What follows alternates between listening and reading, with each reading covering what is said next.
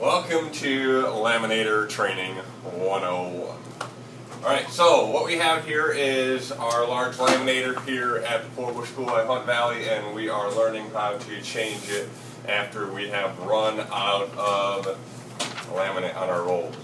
So what you'll see here is we have a top roll, and if you take this guard off, which you'll need to in order to change it, you also have a bottom roll down here. We still have some laminate in our machine, so we got to make sure we feed that all the way through. We can just hit the run button here, and all of the paper should feed through. Although I'm having some technical difficulty, and that's where you have to be careful. Let's do this a second.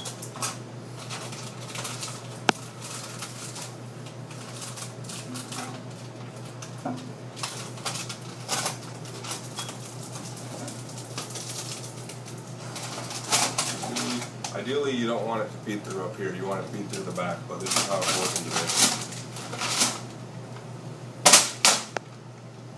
Alright. You dispose of that in the trash. Don't need it. It's junk. So, now we have two empty rolls. Once the laminate has been fed through, you want to power it off on the back side. There's a big black switch back here, and you will hit the power off button, and all your lights over here will turn off to let you know that it is powered off.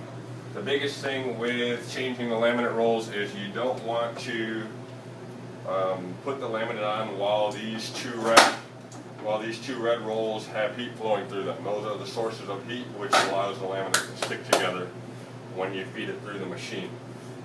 So as you are changing, or before you change it, you want to make sure that those are not too hot.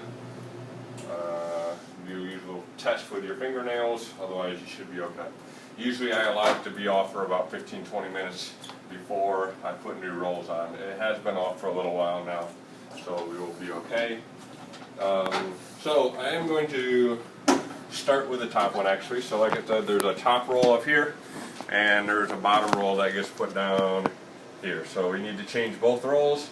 Over here to the left of your laminator, you will see packages of rolls. You are going to need one of these rolls for each side. So I need one for the top and one for the bottom.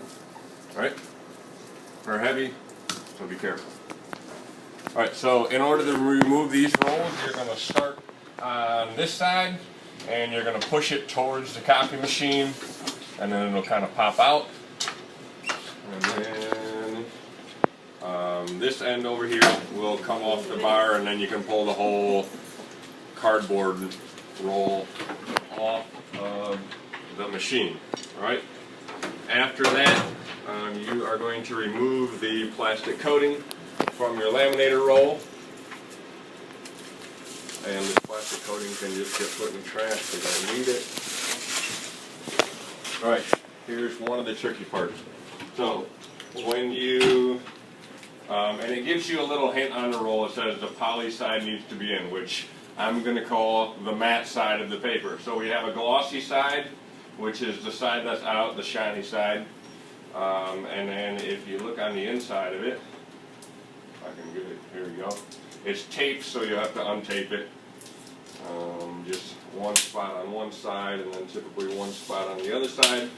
So we have kind of a matte side on the inside, and then a glossy side on the outside. You want the matte side to be fed through the middle. So for the top,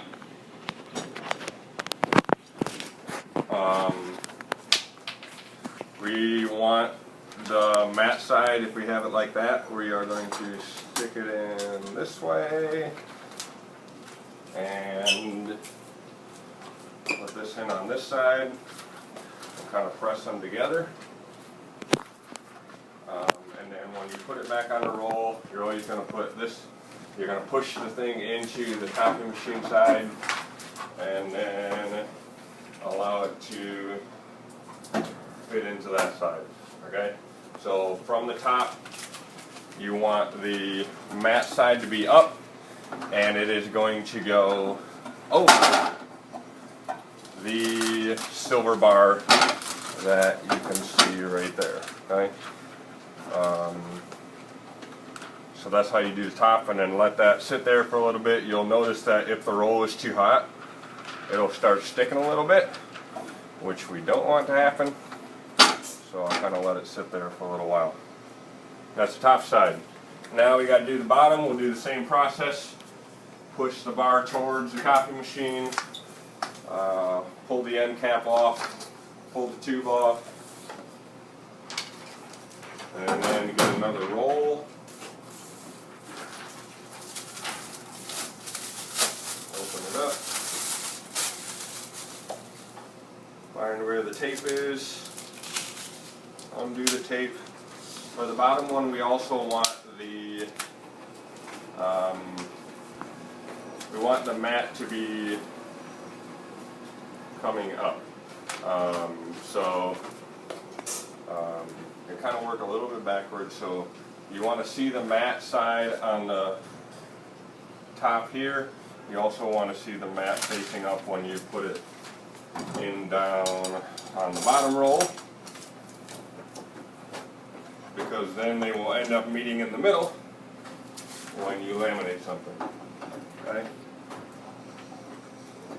There is a silver bar on the bottom here as well that you can see, and you need your laminate roll to go underneath that. So it's easier to, you'll see there's a little guide right here. It's easier to have the bar down at the bottom and then pull your laminate up through it, and then you got to push the bar back into its designated spot. There, right? And you're going to roll this back a little bit. Ideally, what we want to try and do when we meet these in the middle is we want them to be lined up as best as possible. And what I mean by that is that when your laminate pieces right here, we want them to line up as best as possible. So I'm a little bit off. It's not the end of the world. Then, if you open this top drawer of the filing cabinet here, you will see what we call a threading card. Labeled with threading cards. It comes in the boxes. You should only need 2. At this point, what you should be able to do is turn the power switch back on the back side. You'll notice the lights haven't turned on yet. That's because this guard is not down. When the guard goes down, the lights go on and the powers are ready to come through. And then what you're going to do is you're going to put these threading cards through the middle, kind of press them in between where the 2 rolls meet. Put it down, hit the run button, and then it will run through the back. As it runs through the back, we'll have to stop it as soon as the threading cards get through. Alright, threading cards are through. There's a little scissors knife back here that we can kind of chop that off with. And then we will want to put the binder clip on the back of the laminate so that it doesn't roll back into the machine and cause a mess. Okay, at this point, what you want to do is put the front guard back on, and then wait for it to heat up thoroughly. At the point in which it is actually fully heated up, the orange light on top of the word heat should stop blinking, and it should only say ready. And then once it is completely ready and hot, you can start feeding your materials through. Hopefully that helps. Enjoy changing the laminator. Thanks, Dad.